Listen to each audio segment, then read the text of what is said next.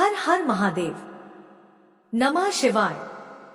दोस्तों, एक बार फिर से आपका अपने चैनल भक्ति फ्लो 51 में हार्दिक स्वागत है। दोस्तों, आज हम आपको इस कथा के माध्यम से बताएंगे कि पितृपक्ष में वो कौन सा समय है जब पितृ अपने घर आते हैं।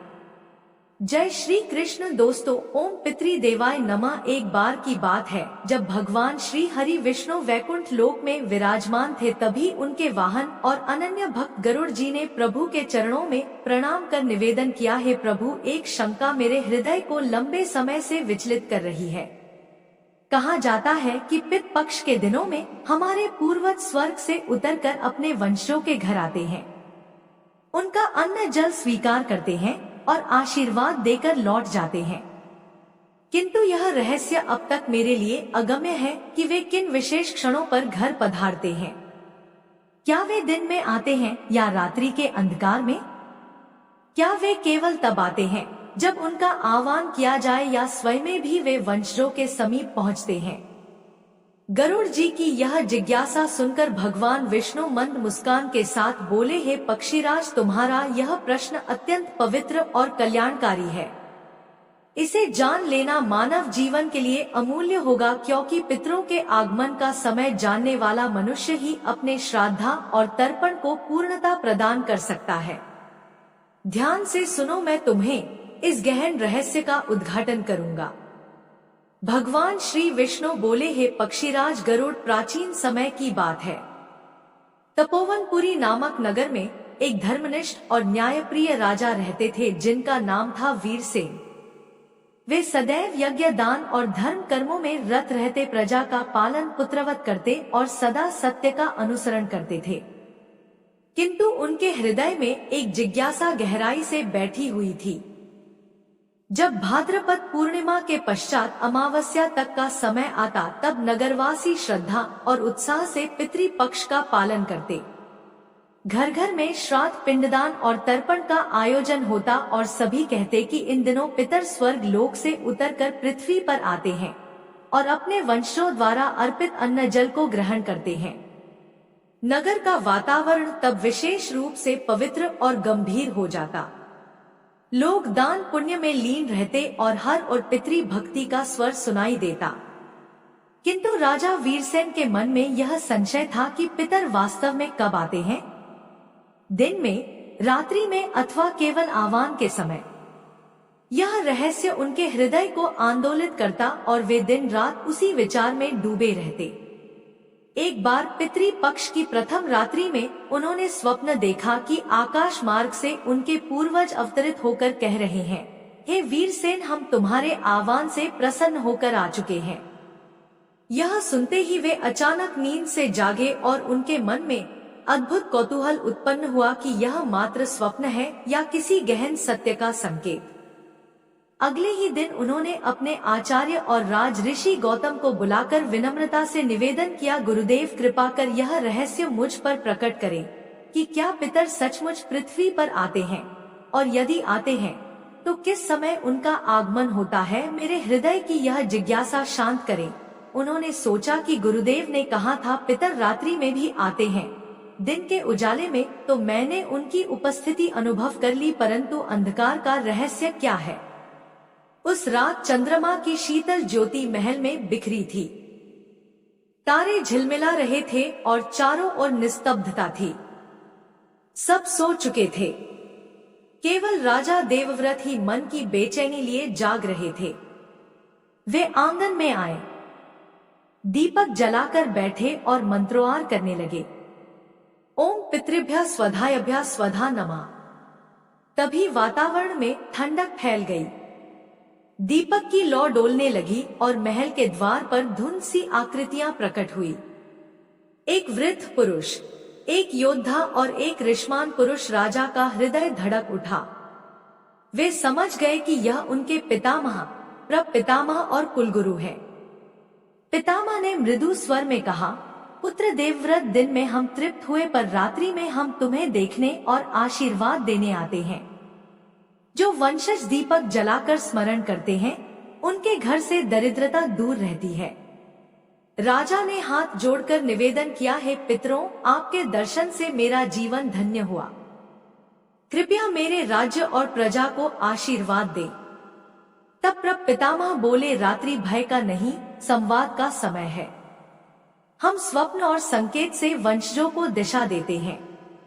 यदि वे भूल जाएं तो हम मौन रह जाते हैं। राजा ने हृदय से अनुभव किया कि पितर केवल अन्न जल से नहीं, स्मरण और संवाद से भी संतुष्ट होते हैं। कुछ क्षण बाद वे आकृतियां विलीन हो गई और दीपक पुनः स्थिर हो गया। राजा दिव्य आनंद से भर उठे और निश्चय किया कि प्रतिदिन रात्रि दीपक जलाकर स्मरण करेंगे। अगली सुबह वे अपने गुरु महर्षि भारद्वाज के पास पहुंचे और पूरी घटना सुनाई। गुरु ने कहा, राजन, यह संकेत है कि पितर तुम्हारी श्रद्धा से प्रसन्न है। स्मरण रखो, श्राद्ध केवल कर्म कांड नहीं, धर्म पालन का संदेश भी है। उस रात स्वप्न में पितरों ने उन्हें शिक्षा दी कि वंश तभी समृद्ध रहेगा जब वे सत्य बोलेंगे, धर्म की रक्षा करेंगे और प्रजा के हित में कार्य करेंगे। उन्होंने दिखाया कि श्राद्ध करने वाले वंशजों के पितर स्वर्ग लोक को सरलता से प्राप्त करते हैं, जबकि उपेक्षित पितर भटकते रहते हैं। राजा ने प्रतिज्ञा की कि जीवन पर्यंत श्रद्धा और धर्म दोनों का पालन करेंगे। दीपक की लौ स्थिर हो गई और चारों ओर एक अद्भुत शांति छा गई। राजा वीरसेन ने अनुभव किया कि उनके पास कोई अदृश्य शक्ति खड़ी है। तभी एक गंभीर और मधुर स्वर सुनाई दिया, पुत्र वीरसेन, हम तुम्हारे आह्वान से ही यहाँ उपस्थित हुए हैं। श्राद्ध का नियम यही है कि श्रद्धा से पुकारो और हम तुरंत सूक्ष्म रूप में उपस्थित हो जाते हैं। राजा की आंखों से आंसू बह निकले और उन्होंने हाथ जोड़कर पूछा, तो क्या हर गृहस्थ जब तर्पण करता है तब आप वास्तव में आते हैं? स्वर ने उत्तर दिया, हाँ पुत्र, चाहे छोटा अर्पण हो या बड़ा भोज, हमारी दृष्टि केवल श्रद्धा पर होती है। तिल कुशल जल की आहुति जब शुद्ध मन से दी जाती है तो हम अमृत की भांति उसे स्वीकार करते हैं, किंतु यदि मन अशुद्धा हो तो सोने के पर्वत से भरे थाल भी हमें तृप्त नहीं कर सकते। उस स्वर ने आगे कहा, पुकार की शक्ति अद्भुत है। जब संतान स्वधा मंत्र से जल अर्पित करती है तो पितर तुरंत उस आह्वान का उत्तर देते हैं, और यदि कोई संतान भूल से भी अपने पितरों को ना पुकारे तो हम प्रतीक्षा करते हैं, शायद अगली पीढ़ी याद कर ले। यही कारण है कि श्राद्ध केवल कर्म नहीं बल्कि पीढ़ियों को जोड़ने वाली एक दिव्य कड़ी है। राजा वीरसेन ने इस रहस्य को अपने तक सीमित न रखकर सभा बुलाई और सबको बताया, है प्रजाजनों, जब भी आप अपने पितरों का आह्वान करें तो यह मत सोचो कि वे दूर स्वर्ग लोक से चलकर आने में देर करेंगे। वे सूक्ष्म रूप में आपके पास तुरंत उपस्थित हो जाते हैं। कभी तर्पण के जल को कम मत समझो, क्योंकि वही जल पितरों के लिए अमृत है। लोग यह सुनकर अभिभूत हो गए और कई गृहस्थों ने उसी दिन से नियमित तर्पण और पितरों का स्मरण करना आरंभ कर दिया। इस प्रकार राजा वीरसेन ने अनुभव किया कि पितर किसी निश्चित स्थान पर बंधे नहीं रहते। वे श्रद्धा और आह्वान की ध्वनि से ही अपने वंशजों के पास पहुंच जाते हैं।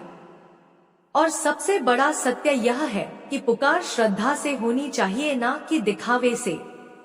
राजा वीरसेन ने अनुभव कर लिया था कि पितर श्रद्धा के आह्वान से तुरंत आते हैं, परंतु उनके मन में एक प्रश्न शेष था, क्या पितर केवल अन्न और जल ही स्वीकार करते हैं या वे अपनी संतान के जीवन में कोई मार्गदर्शन और आशीर्वाद भी देते हैं? इस रहस्य को जानने का अवसर उन्हें शीघ्र ही प्राप्त हुआ। राज्य में एक वर्षा काल पड़ गया। वर्षा नहीं हुई, खेत सूख गए और प्रजा संकट में पड़ गई। राजा वीरसेन दिन रात चिंतित रहते और सोचते थे कि यदि यह स्थिति लंबी हुई तो प्रजा भूख से त्रस्त हो जाएगी। एक रात वे गहन विचारों में डूबे सोए ही थे कि अचानक उनके कक्ष में हल्की रोशनी फैली और चारों ओर मधुर सुगंध भर गई। उन्होंने स्पष्ट सुना, पुत्र वीरसेन, घबराओ मत, हम तुम्हारे पितर हैं। यह काल प्रजा की परीक्षा है, किंतु तुम्हें एक उपाय बताना हमारा कर्तव्य है। यदि तुम गंगा तट पर जाकर पीपल वृक्ष के नीचे यज्ञ करोगे और वहां पितरों को तर्पण दोगे तो वर्षा अवश्य होगी। राजा ने तुरंत यह संदेश स्वीकार किया और अगले ही दिन ऋषि पराश की अगुवाई में उस यज्ञ की तैयारी करवाई। यज्ञ प्रारंभ हुआ। राजा ने पितरों का आह्वान करते हुए अर्घ्य दिया। तभी आकाश में घने बादल छा गए और तेज वर्षा होने लगी। सूखी धरती हरियाली से भर उठी और प्रजा आनंदित हो गई। लोग कहने लगे, हमारे राजा को स्वयं पितरों का आशीर्वाद प्राप्त है। यही कारण है कि संकट के समय भी राज्य सुरक्षित है। उस रात फिर राजा वीरसेन को वही स्वर सुनाई दिया, पुत्र, यह मत समझो कि केवल तुम्हें ही आशीर्वाद मिलता है। हर संतान यदि श्रद्धा से पितरों को याद करे तो हम उसे अदृश्य रूप से मार्गदर्शन देते हैं। कभी सपनों द्वारा, कभी अंतःकरण की प्रेरणा से और कभी किसी संत या गुरु के माध्यम से। हमारा उद्देश्य केवल इतना है कि हमारी संतान धर्म मार्ग से ना भटके और संकट से उभर सके। राजा वीरसेन ने यह रहस्य प्रजाजनों को सुनाया और कहा, पितर केवल कर्मकांड के पात्र नहीं हैं, वे हमारे रक्षक भी हैं। उनकी आत्माएं हमारे चारों ओर रहती हैं और उनका आशीर्वाद हर कठिन घड़ी में हमें संभालता है। यदि हम सच्चे मन से उनका स्मरण करें तो वे अदृश्य रूप से हमें मार्ग दिखाते हैं। यह सुनकर लोगों के हृदय श्रद्धा से और भी गहरे हो गए और वे श्राद्ध को केवल परंपरा नहीं बल्कि पितरों के आशीर्वाद का माध्यम मानने लगे। इसी राज्य में एक धनी वैश्य धनपाल भी रहता था।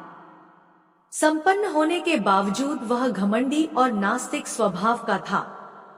उसने कभी श्राद्ध या तर्पण नहीं किया। वह कहता, मरने के बाद कोई वापस नहीं आता। यह सब व्यर्थ के कर्मकांड है। उसकी पत्नी कई बार समझाती पर वह हंसकर टाल देता। धीरे धीरे अजीब घटनाएं होने लगी। उसके घर के दीपक अपने आप बुझ जाते, अन्न के भंडार में अनचाहे कीड़े लग जाते और रात को किसी के रोने की आवाज सुनाई देती। धनपाल ने इसे संयोग मानकर नजरअंदाज किया, परंतु एक दिन उसका बड़ा बेटा बीमार पड़ गया। वैद्य ने दवा दी पर कोई असर नहीं हुआ। रात में धनपाल ने स्वप्न देखा जिसमें उसके पितामह और परदादा खड़े थे। उनकी आंखों में आंसू थे और वे क्रोधित स्वर में बोले, अरे मूर्ख, तूने कभी हमें स्मरण नहीं किया। हमने तुझे धन और संपत्ति दी पर तू घमंड में डूब गया। क्या तुझे इतना भी बोध नहीं कि जिस वंश ने तुझे जन्म दिया उसी को भूलकर तू पाप कर रहा है? यदि अब भी नहीं सुधरा तो तेरा वंश संकट में पड़ जाएगा। धनपाल भयभीत होकर जाग उठा। उसका शरीर कांप रहा था। सुबह होते ही वह राजा वीरसेन से मिलने गया और सारी बात बताई। राजा वीरसेन गंभीर होकर बोले, धनपाल, पितरों का क्रोध बहुत भारी होता है। जब वंशज उन्हें भूल जाते हैं तो वे पहले संकेत देते हैं। यदि चेतावनी भी अनसुनी की जाए तो वंश में रोग, अकाल और धन की हानि होती है। अभी भी समय है। स्नान करके तर्पण करो, अन्न का दान दो और पितरों से क्षमा मांगो। धनपाल ने वैसा ही किया और आश्चर्य हुआ कि उसके पुत्र की बीमारी धीरे धीरे ठीक होने लगी और घर की अशांति दूर हो गई। उसी रात उसे फिर स्वप्न आया। इस बार पितामह ने प्रसन्न होकर कहा, पुत्र, हम क्रोध करते हैं परंतु विनाश के लिए नहीं। हमारी चेतावनी तुम्हें धर्म मार्ग पर लाने के लिए होती है। याद रखो, पितृ भक्ति केवल हमारी शांति के लिए नहीं बल्कि तुम्हारे जीवन की रक्षा के लिए भी आवश्यक है। उसी राज्य में एक ब्राह्मण दंपति सुमति और उनकी पत्नी सुभद्रा रहते थे। वे अत्यंत गरीब थे परंतु उनका मन पवित्र और श्रद्धा से भरा था। पितृ पक्ष में वे प्रतिदिन नदी के तट पर जाते कुश और तिल से तर्पण करते और जो भी थोड़ा बहुत अन्न होता उसका भाग पितरों को अर्पित करते। लोग उनका उपहास करते और कहते, इतने गरीब होकर भी श्राद्ध करते हो, इससे क्या मिलेगा? परंतु सुमति विनम्रता से उत्तर देते, पितरों का आशीर्वाद ही हमारी सबसे बड़ी संपत्ति है। धन आए या न आए पर उनका आशीर्वाद मिलना आवश्यक है। एक दिन तर्पण करते समय सुमति ने देखा कि जल में उनकी छाया के पीछे एक दिव्य प्रकाश झिलमिला रहा है। सुभद्रा ने भी अनुभव किया कि कोई अदृश्य हाथ उनके सिर पर आशीर्वाद रख रहा है। उस रात उन्हें स्वप्न में उनके पितर प्रकट हुए और बोले, पुत्र, तुम्हारी श्रद्धा ने हमें तृप्त कर दिया। हम तुम्हें यह आशीर्वाद देते हैं कि तुम्हारे घर में कभी अन्न की कमी नहीं होगी और तुम्हारी संतानें धर्मशील होंगी। कुछ ही दिनों बाद आश्चर्यजनक घटनाएं होने लगी। उनके सूखे खेत में अचानक हरियाली छा गई। गांव का एक धनी व्यापारी उन पर प्रसन्न हुआ और उन्हें भूमि दान कर दी। उनकी गायों ने अधिक दूध देना शुरू कर दिया और धीरे धीरे उनका जीवन समृद्ध होने लगा। लोग हैरान थे कि इतना बड़ा परिवर्तन कैसे हुआ। तब सुमति ने सबको बताया, यह सब मेरे पितरों का आशीर्वाद है। हमने उन्हें श्रद्धा से याद किया और उन्होंने हमें समृद्धि दी। धन तो बदलता रहता है परंतु पितरों का आशीर्वाद स्थायी है। उस रात फिर पितरों की वाणी सुनाई दी, पुत्र, याद रखो, जब वंशज श्रद्धा से श्रद्धा और तर्पण करते हैं तो पितर संतान को आयु घर में समृद्धि और जीवन में शांति प्रदान करते हैं। यह आशीर्वाद अदृश्य होता है पर उसका फल स्थायी और अटल होता है। इस प्रकार पितृ पक्ष का समय धीरे धीरे समाप्ति की ओर बढ़ा। राजा वीरसेन और उनकी प्रजा ने पूरे पखवाड़े श्रद्धा से पितरों का स्मरण किया, तर्पण और श्राद्ध किया। अब प्रश्न सबके मन में था, पितर कब और कैसे अपने लोक लौटते हैं और जाते समय वे हमें क्या आशीर्वाद देते हैं। पितृ पक्ष की अमावस्या के दिन राजा वीरसेन ने विशेष श्राद्ध का आयोजन किया। गंगा तट पर कुशासन बिछाया गया, दीपक जलाए गए और सैकड़ों ब्राह्मण आमंत्रित किए गए। राजा वीरसेन ने हाथ जोड़कर प्रार्थना की, हे पितर, आप इन दिनों हमारे घर आंगन में आए, हमें शिक्षा दी, आशीर्वाद दिया। अब जब आप अपने लोक को लौटने वाले हैं तो हमें अंतिम संदेश दीजिए। मंत्रों के उच्चारण और अर्पण के बाद अचानक वातावरण बदल गया। चारों ओर दिव्य प्रकाश फैल गया और पितरों की अदृश्य उपस्थिति स्पष्ट महसूस हुई। राजा वीरसेन, ऋषि पराश और समस्त प्रजा ने अनुभव किया कि मानो आकाश से मधुर वाणी गूंज रही हो, पुत्रों, हम प्रसन्न हैं। तुम्हारी श्रद्धा ने हमें तृप्त किया। अब समय है कि हम अपने अपने लोक लौट जाएं। किंतु जाते समय हम तुम्हें वचन देते हैं कि यदि हमारे वंशज धर्म मार्ग पर चले गए तो हम अदृश्य रूप से उनकी रक्षा करेंगे। श्राद्ध केवल पितृ पक्ष में ही नहीं, वर्ष भर स्मरण करो। दीपावली, संक्रांति और ब्रह्मा मुहूर्त में भी हम आशीर्वाद देने आते हैं। यदि कोई हमें श्रद्धा से पुकारे तो हम तुरंत उसके समीप पहुंचते हैं, चाहे वह गरीब हो या धनी।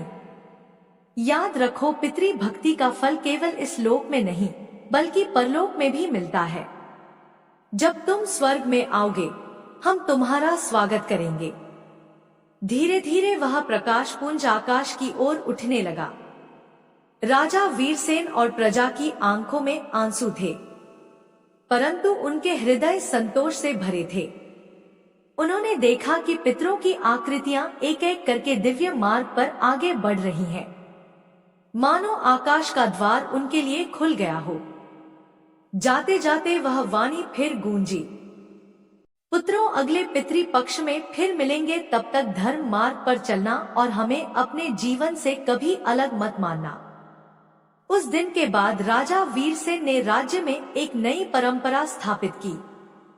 उन्होंने आदेश दिया कि प्रत्येक परिवार पितृ पक्ष की समाप्ति पर दीपक करे। वह दीप इस बात का प्रतीक होगा कि हमारे पितर लौट गए हैं। परंतु उनका प्रकाश हमारे जीवन में सदा बना रहेगा। प्रिय भक्तों, पितृपक्ष केवल कर्मकांड का समय नहीं है, बल्कि यह अपने पूर्वजों के प्रति कृतज्ञता और श्रद्धा अर्पित करने का दिव्य अवसर है। जिस प्रकार वृक्ष अपनी जड़ों से शक्ति पाता है, उसी प्रकार हमारा जीवन भी पितरों के आशीर्वाद से फलता फूलता है। अतः इस पावन काल में हम सभी को श्रद्धा से श्राद्ध, तर्पण और दान करना चाहिए, ताकि हमारे पितृ प्रसन्न हो और हम पर उनकी कृपा बनी रहे। यदि आपको यह कथा हृदय को स्पर्श करने वाली लगी हो तो इसे लाइक कीजिए, अपने मित्रों और परिवारजनों के साथ शेयर कीजिए और ऐसी ही पावन कथाओं के लिए हमारे चैनल भक्ति फ्लो 51 को सब्सक्राइब करना ना भूलें। और हाँ, अपने प्रेम और आस्था को व्यक्त करने के लिए कमेंट बॉक्स में अवश्य लिखें, ओम पितृदेवाय नमः, जय श्री हरि विष्णु, ताकि इस पवित्र स्मरण से आपके पितर भी आप पर सदैव प्रसन्न रहें। धन्यवाद। जय श्री कृष्ण।